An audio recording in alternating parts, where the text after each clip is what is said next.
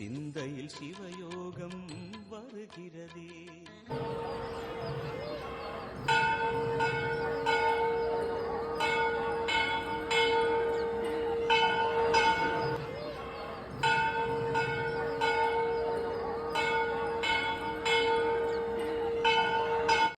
ஓம் ஸ்ரீமலாய வித்மகே கலகஸ்தாய தீமகே தன்னோ வாராகி பிரசோதியாத். நல்லதே நடக்கும். ஓம் நம சிவாயும். எல்லாமல்ல ஸ்ரீ பாராயமன் திருவடி சரணம். இன்றைய பதிவில் கன்னிராசியில் பிறந்த நண்பர்களே, பொன் கிடைச்சாலும் புதன் கிடைக்காதுன்னு சொல்லுவாங்க. அந்த புதனே பொன்னை கொடுத்தால் எப்படி இருக்கும்? ஆமாங்க, இனி 11 மாதங்களுக்கு பிரச்சனை இல்லை, கஷ்டம் இல்லை. உங்களுடைய வாழ்க்கையில புதன் பகவான் செய்ய போகும் அதிசயம் அதிர்ஷ்டம்.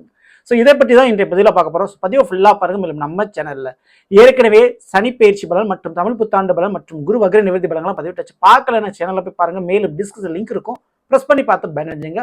மறக்காம நம்ம சேனலை சப்ஸ்கிரைப் பண்ணிட்டு கூட தர பெல்லைக்கான ப்ரெஸ் பண்ணிட்டு பக்கத்தில் ஒரு ஆல்ரவுண்டர் ஆப்ஷன் தவறாமல் செலக்ட் பண்ணிச்சுங்க. உனது நாங்கள் பதிவிடக்கூடிய அடுத்தடுத்த பதிவுகள் உங்களுக்கு உடனுக்குடன் நோட்டிஃபிகேஷனாக வந்து சேரும். உறவால் மாறும் வரவு. ஆமாங்க, கன்னி ராசிக்காரர்களுக்கு 7ஆம் வீடான மீனத்துல இருக்கக்கூடிய சனிவான் கண்டக சனியாக இருக்கிறார். ஸோ உங்க வாழ்க்கையில உறவுகள் வந்து விழுக போறாங்க. உறவுகளால உங்க வாழ்க்கை மாறப்போகுது, அதெல்லாம் நிச்சயம். எப்படி பார்த்தாலும் கன்னிராசிக்காரங்களுக்கு திருமணம் போன்ற சுபகாரியம் கண்டிப்பா நடந்தே தீரும். அதுலலாம் எந்த மாற்று கருத்தும் இல்லை. உறவுகளுக்காக ஓடி ஓடி உழைக்க வேண்டிய ஒரு சூழ்நிலை உங்களுக்கு உருவாகும். குடும்பத்துக்காக சில கூடுதல் பாரங்களை, தேவையில்லாத ஒரு கடனை வாங்கி போடுவீங்க. குடும்பத்துக்காக ஒரு சொத்து பத்தை உருவாக்குறது, குடும்பத்துக்காக ஒரு வேலையை மாத்துறது, குடும்பத்துக்காக ஒரு தொழிலை ஆரம்பிக்கிறது, இப்படின்னு ஒரு விஷயங்கள் ஏற்படும். குடும்ப ரீதியான ஒரு கடமைகள், பொறுப்புகள் கூடுதலாகவே ஏற்படும் கன்னிராசிக்காரங்களுக்கு. இதெல்லாம் ஒரு பக்கம் இருந்தால் கூட உங்களுடைய திறமை, உங்களுடைய உழைப்பு, உங்களுடைய சந்தோஷம், உங்களுடைய சுகம் அப்படின்னு உங்களுக்கு இருக்கு இல்லையா, அதை வெற்றியாக பூரணமாக மாற்றுவதுதான் புதன் பகவான். பொன் கிடைச்சாலும் புதன் கிடைக்காது சொல்லுவாங்க. பொன் என்பது தங்கம், பணம். அதை கூட ஈஸியா சம்பாரிச்சு வாங்கிட முடியும். ஆனா அறிவை, படிப்பை, திறமையை மிக எளிதா வாங்கிட முடியாது. அதனாலதான் புதன் கிடைக்காதுன்னு சொல்லுவாங்க. அப்படிப்பட்ட புதன் உங்களுடைய கன்னிக்கு 7ஆம் இடம் மீனத்துல நீச நிலையில இருந்தவர் ஏப்ரல் 23ஆம் தேதிக்கு பிறகு நீசத்திலிருந்து விடுபடுகிறார். அதாவது நீசம்னா ஒன்றுமே இல்லாம பலம் இழந்து போகுது. அப்போ இனிமேல் புதன் பகவான் வலிமையோடு செயல்பட போகிறார். என்னங்க புதனை இவ்வளவு தூரம் நான் மிகைப்படுத்தி சொல்றதுக்கு மிக முக்கிய காரணம் உங்க ராசிநாதன் புதன் பகவான். சோ உங்க ராசிநாதன் புதன் பகவான் உங்களுடைய ராசியில மட்டும் உச்சமடையக்கூடிய ஒரு கிரகம். அதனாலே கன்னி ராசிக்காரர்களுக்கு கையில கலை இருந்தால் போதும், திறமை இருந்தால் போதும், படிப்பு இருந்தால் போதும், உங்களை வெல்வது யாராலும் முடியாது. அப்படிப்பட்ட புதன் இந்த ஏப்ரல் 23ஆம் தேதிக்கு பிறகு தன்னுடைய இயல்பான வலிமையை நோக்கி பயணிக்கிறாரு. சோ அடுத்த 11 மாதங்கள் மிக முக்கியமான மாதங்களாக உங்களுக்கு இருக்க போது கன்னிராசிக்காரர்களுக்கு. ஏன்னா 7இல் சனி, அடுத்து மிக முக்கியம் ஜூன் மாதத்திற்கு பிறகு கடகத்தில் வந்து அமரக்கூடிய குருபகவான் உச்சமடைய போகிறார் லாப குருவாக. அப்போ சனி பகவான், இன்னொரு பக்கம் குரு பகவான் பலம் பொருந்தி இருக்கக்கூடிய நிலையில உங்களுடைய ராசிநாதனுடைய பயிற்சி ரொம்ப ரொம்ப முக்கியமானது. குறிப்பிட்டு என்னென்ன நடக்க போகுது அப்படின்னு கேட்டீங்கன்னா, முதல்ல நான் சொல்லக்கூடிய விஷயம், கன்னிராசிக்காரர்களுக்கு எழுத்துப்பூர்வமான வில்லங்கங்கள் பிரச்சனை இருந்தால் அந்த பிரச்சனை சரியாகும். அக்ரிமெண்ட், ஒப்பந்தம், புதிய ஒப்பந்தம் போடப்படும். தொழில் ரீதியாக, வேலை ரீதியாக புதிய அக்ரிமெண்ட் ஒப்பந்தம் போறதுக்கு வாய்ப்பு உண்டு. ஆனா நீங்க தான் டாக்குமெண்ட்ல ஒரு பிரச்சனை இருக்குது, நீங்க ஜாமீன் கேரண்டி மற்றவங்களுக்கு கையெழுத்து போடுறீங்க, அல்லது நீங்க மற்றவங்களுக்கு கொடுத்த வாக்கு, அதனாலேயே உங்களுக்கு பிரச்சனை வரும். ஸோ இதுல கொஞ்சம் கவனத்தோட நீங்க இருந்துக்கோங்க. சரிங்களா? இன்னொரு பக்கம் நிச்சயமா பொன்னை கொடுக்கும் புதன் பகவான். ஆமாங்க, உங்களுடைய ராசினான புதன் பகவான் இந்த 11 மாதங்கள்ல மிதுனத்துல ஆட்சியும், கன்னிராசியான உங்க ராசியில உச்சமும் அடைகிறாரு. 7ல சனிவான் வந்திருக்கிறாரு. சனிக்கும் புதனுக்கும் ஒரு நட்பு இருக்கும். அப்ப கன்னிராசிக்காரங்களுக்கு கண்டிப்பா பொன்னை கொடுக்கும், அதாவது திருமண வாழ்க்கையை கொடுக்கும். ஸோ கண்டிப்பா திருமணம் அப்படின்றத நடத்தி கொடுப்பாரு புதன் பகவான். அதுவும் நீங்க எதிர்பார்த்த மாதிரி, உங்களை புரிஞ்சுக்கிற மாதிரி, உங்களுடைய உணர்வுகளை மதிக்கிற மாதிரி ஒரு வாழ்க்கை துணை அமையப்போவது உறுதி இந்த கன்னிராசிக்காரர்களுக்கு. சரிங்களா? நல்ல ஒரு படிப்பு, புத்திசாலித்தனத்தோட ஒரு வாழ்க்கை துணை அமைப்பது உறுதியா இருக்கும். இந்த ஒரு நேரத்துல வாக்குவாதம், வார்த்தைகளால் ஒரு பிரச்சனை இருந்தால் அந்த பிரச்சனை சரியாகும். ஏற்கனவே கணவன் மனைவிடைய ஒரு சண்டை ஒரு பிரச்சனை போய்கிட்டு இருந்தாலும் நீங்க ஜெயிக்க போறது உறுதி. சரிங்களா? இந்த 11 மாதங்களுக்கு. அது என்னங்க 11 மாசம் அப்படின்னு நீங்க கேட்கலாம். மீண்டும் மீன ராசியில போய் புதன் நீசம் அடையணும்னா 11 மாசம் ஆகும். அப்போ இந்த 11 மாசத்துல ஒரு முறை ஆட்சியும் ஒரு முறை உச்சமும் அடைவார் இந்த புதன். அப்போ இந்த மாதங்களை நீங்க பயன்படுத்திக்கிங்க, மிஸ் பண்ணிடாதீங்க. அதுல தீராத குடும்ப வாழ்க்கை, திருமண வாழ்க்கை பிரச்சனையை தீர்த்து கொள்ள முடியும். ஸோ பேசியே அந்த பிரச்சனையை சமாளிச்சிடலாங்க. கன்னிராசிக்காரங்க அந்த யோகம் இருக்குதுங்க, கண்டிப்பா சமாளிச்சிருவீங்க. அதே போலதான் வேலையில் கிடைக்காத உரிமையை வாதிட்டு வாங்கலாம்.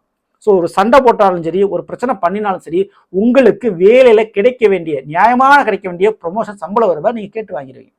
அட்டன் பண்ணக்கூடிய இன்டர்வியூல சக்சஸ் பண்ணிடுவீங்க. கண்டிப்பா அந்த வேலையில தேர்ச்சி ஆயிருவீங்க. கண்டிப்பா அதெல்லாம் கன்னிராசிக்காரங்களுக்கு யோகமான முறையில இருக்கும். சரிங்களா? மேலும் வருமானத்தை கொடுக்குது இந்த புதன் பகவான். நிலையான ஒரு வருமானத்தை லாபகரமானதாக கொடுக்க போகுது. ஏன்னா லாபஸ்தானத்துல 11ஆம் வீட்டுல குரு பகவான் ஜூன் மாதத்துக்கு மேல வந்து அமர்றாரு. அப்போ உங்களுடைய திறமையாலும் உங்களுடைய உழைப்பாலும் வருமானத்தை அதிகப்படுத்த போகிறீர்கள் உங்களுடைய வேலை மற்றும் தொழில்.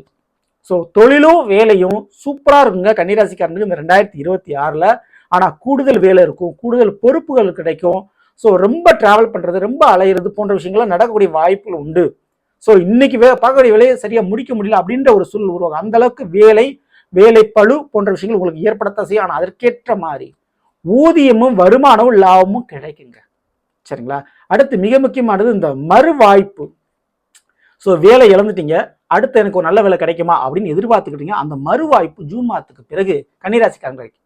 அதே போல திருமண வாழ்க்கை, ஒரு வாழ்க்கையை இழந்துட்டீங்க, ஒரு வாழ்க்கையில ஏமாந்துட்டீங்க, மறுமணமாவது நல்லபடியா அமையுமா அப்படின்னு கேட்டால் கண்டிப்பா அமையும் இந்த 2026ல ஜூன் மாதத்துக்கு பிறகு. அதுவும் உங்களுடைய புத்தி சாதுரியத்தாலும் உங்களுடைய சுய முயற்சியாலும் தான் அது நடக்கும். சரிங்களா? ஸோ அதனால அந்த முயற்சியை விட்டுறாதீங்க. அதுக்கடுத்து மிக முக்கியமானது படிப்பு. ஏதோ ஒரு படிப்புல பெண்டிங் வச்சிருக்கீங்க, படிக்க முடியாம ரொம்ப தடை ஏற்படுகிறது, அது மறுபடியும் படிக்கக்கூடிய வாய்ப்பு கிடைக்கும். ஸோ மறு வாய்ப்பு என்பது 3 விஷயத்தில், திருமணம், வேலை மற்றும் படிப்பு, இந்த 3 விஷயத்துல மறு வாய்ப்பு கிடைக்குது. இந்த 11 மாதங்களுக்குள்ள சரியா பயன்படுத்துற அந்த காரியத்துல முடிச்சுக்க முடியும். புதிய முயற்சியில் நீங்கள் கற்றுக்கொண்ட அனுபவத்தை வச்சு புதுசா ஒரு விஷயத்துல இறங்குறீங்களா, தைரியமா தாராளமா இறங்கலாம். அந்த புதிய முயற்சி, புதிய கண்டுபிடிப்பில் பெரிய வெற்றி கிடைக்கும் நிச்சயமான முறையில. ஓகேங்களா? ஸோ மேலும் படிக்கிற மாணவர்களுக்கு சூப்பரா இருக்கும். இந்த 11 மாசத்துல கண்டிப்பா சூப்பரா இருக்கும். கண்டிப்பா நீங்க படிப்புல ஜெயிக்க முடியும். அடுத்து பெண்களை பொறுத்த வரைக்கும் மிக முக்கியமான ஒரு விஷயம் என்னன்னா, 7ல சனிவான் வந்து உங்களை பார்த்துக்கிட்டு இருக்கிறதுனால உறவுகளுடைய வேலையும் சேர்த்து நீங்க பார்க்க வேண்டிய சூழல் உருவாகும். சரிங்களா? கண்ணை மூடிட்டு உறவுகள் சொல்றதை நம்பிடாதீங்க. அதே நேரத்துல தேவையில்லாத வார்த்தை பிரயோகத்தால் சில கஷ்ட நஷ்டங்களை அனுபவிக்க வேண்டிய சூழ்நிலை உருவாகலாம். ஸோ உங்களுடைய லைஃப் பார்ட்னராக இருக்கலாம், உங்களுடைய நண்பர்களாக இருக்கலாம், முக்கியமான உறவுகளாக இருக்கலாம், தேவையில்லாத அவங்களோட வார்த்தை சண்டையால், வாக்கு சண்டையால் பிரிவு ஏற்பட வாய்ப்புன்னு கொஞ்சம் அதெல்லாம் கொஞ்சம் கவனத்தோட நீங்க இருந்துக்குங்க. ஸோ இதற்கு அடுத்தபடியா மிக முக்கியமா நான் சொல்லக்கூடிய ஒரு விஷயம், இந்த புதன் பகவான் மிதுன ராசியில் ஆட்சி. எப்போ?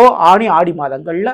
இதற்கு அடுத்தபடியா இந்த புரட்டாசி மாதம் போன்ற மாதங்கள்ல கன்னிராசியான உங்களோட ராசியில புரட்டாசி ஐப்பசி மாதங்கள்ல உச்சம் அடைவார். ஸோ இந்த மாதங்கள் மிக முக்கியமாக கவனிக்க வேண்டிய மாதங்கள். ஏன்னா அந்த மாதங்கள்ல தொழில் மற்றும் வேலை ரீதியான மாற்றங்கள், அதாவது முன்னேற்றமா இருக்கும். சரிங்களா? அதே போல இந்த புரட்டாசி ஐப்பசி போன்ற மாதங்கள்ல இந்த கன்னிராசிக்காரங்க கவனிக்க வேண்டியது உங்களுடைய உடல் ஆரோக்கியத்தை கண்டிப்பா கவனிக்க வேண்டியது அவசியமா இருக்குது. ஸோ உங்கள் சுய முயற்சியால், சுய உழைப்பால் சொத்து அல்லது நீங்க சொந்தமா ஒரு வீடு மனை கட்டுறதுக்கு, வாங்குறதுக்கு, சுய முயற்சியில தொழில் ஆரம்பிக்கிறதுக்கு நீங்க ஸ்டார்ட் பண்ணுவீங்க. அது தாராளமா நீங்க ஆரம்பிக்கலாம். அதுக்கு ரொம்ப ரொம்ப சக்சஸான முறையில் உங்களுக்கு இருக்கும். சரிங்களா? ஸோ இது எல்லாத்தையும் தாண்டி கவனிக்கப்பட வேண்டிய விஷயத்துல மிக முக்கியமானது உங்களுடைய கற்பு வயிறு கோளாறு பிரச்சனைகள். சரிங்களா? கற்பு, அதாவது கற்பு மானம் சம்பந்தமான பிரச்சனை. உங்க மேல தேவையில்லாத ஒருத்தவங்களை பழி அவமானம் போடுறாங்கன்னா உடனே ஃபைட் பண்ணி உடனே அதை சரி பண்ணிடுங்க. சண்டை போடுறதுக்கு பயப்படாதீங்க நீங்க. சரிங்களா? அதே போல உடல் சார்ந்த வயிறு சம்பந்தமான பிரச்சனைகள், யூட்ரஸ் சம்பந்தமான பிரச்சனை, குடல்வாழ்வு சம்பந்தமான பிரச்சனைகள் கொஞ்சம் வந்துட்டு போலாம். உணவு விஷயத்திலும் மற்றும் திருமண வாழ்க்கையில, தாம்பத்திய வாழ்க்கையில கொஞ்சம் கவனத்தோட இருக்கிறது உங்களுக்கு கொஞ்சம் நல்லது. சரிங்களா?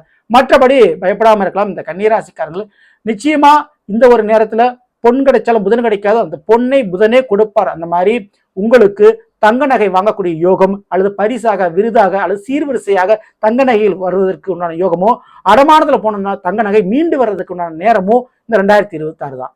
அதே போலதான் பெண், கண்டிப்பா திருமணம் நடக்கும், அல்லது குழந்தை பாக்கியம், பெண் குழந்தை பாக்கியம் கிடைக்கக்கூடிய வாய்ப்பு உண்டு. அதே போல பெண் தோழிகள் பிரிஞ்சிருக்காங்களா, மீண்டும் ஒன்று சேருவாங்க. கூட பிறந்த சகோதரிகள் பிரிந்திருந்தால் மீண்டும் ஒன்று சேரக்கூடிய வாய்ப்புகள் இங்கு உண்டு. ஸோ இதெல்லாம் கண்டிப்பா இருக்கு. பெண் தெய்வ வழிபாடு மிக முக்கியமா கன்னிராசிக்காரங்க பண்ணணும். ஸோ கன்னி தெய்வ வழிபாடு தவறாம பண்ணுங்க. அப்படி பண்ணும்போது மிகப்பெரிய அளவு வாழ்க்கையில ஒரு நன்மை நடக்கும். உங்க வாழ்க்கையில ஒரு சாபம், பாவம், தோஷம் இருக்குதா? கன்னிராசிக்காரங்க சப்த கன்னிமாருடைய வழிபாடுகள் எல்லா சிவாலயங்களிலும் 63 நாயன்மார்கள் இருக்கக்கூடிய இடத்துல கடைசியா கண்டிப்பா சப்த கன்னிகள் இருப்பாங்க. அந்த சப்த கன்னிமாரை வெள்ளிக்கிழமை அன்று வணங்குங்க, பௌர்ணமி தினத்தன்று வணங்குங்க. அப்படி போய் வணங்கும் பொழுது அந்த சப்த கன்னிகளுக்கு 7 கன்னிமார்களை தீபமேற்றி வணங்கும் போது பெரிதளவு நன்மை நடக்கும். அதுவும் கனி தீபம், அதாவது எலுமிச்சம்பழத்தால் தீபமேற்றி வணங்கும் போது பெரிதளவு உங்க வாழ்க்கையில பாவம், தோஷம், சாபம் இருந்தா அது நீங்கும். தவறாம அந்த வழிபாடை பண்ணிக்கோங்க. சரிங்களா? ஸோ நல்ல அமைந்தவர்கள் கன்னி ராசியில் பிறந்தவர்களுக்குரிய பலனை பற்றி பார்த்து நிச்சயமா அந்த பதிவு உங்களுக்கு யூஸ்ஃபுல்லா இருக்கும்னு நினைக்கிறேன். பிடிச்சிருந்த லைக் நண்பர்களுக்கு முறைகளுக்கு மறக்காமல் ஷேர் செய்யுங்கள்.